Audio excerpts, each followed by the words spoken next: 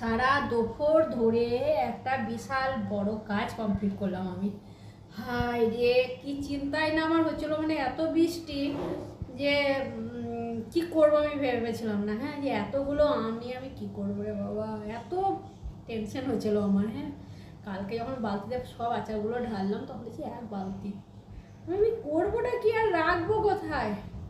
প্রত্যেকটা আজকে দুপুরে রান্না করে খাওয়া দাওয়া করলাম, তারপরে দেখলাম দাঁড়া বাবা এদের আগে সমাধানটা করি, কারণ যেভাবে বৃষ্টি হচ্ছে আমার আমগুলো তো পুরো খারাপ হয়ে যাবে একদম। আর আমার ভাই যেভাবে কেটে দিয়ে গেল, তাহলে বলবে দিদি তুমি করোনি, তাই বলবে ও এসে এসে বলবে দিদি তুমি আচার করেছো, করে দাও।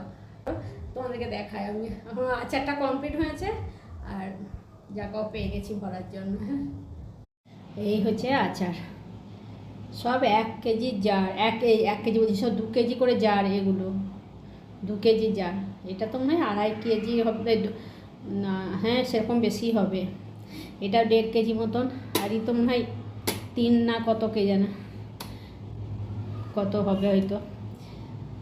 যাই হোক, কমপ্লিট হয়ে গেছে এগুলো আর কি। মানে আমার আর রোদ না, যদি নাও হয় 10 দিন যদি বৃষ্টিও হয়, আমার আর কোনো টেনশন হবে না, যেহেতু আমার আচার কমপ্লিট।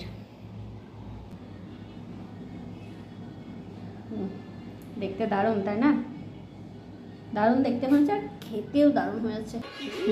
প্রজেক্ট কমপ্লিট, এখনও খালি পড়ে আছে না, খেয়ে বল কেমন হয়েছে।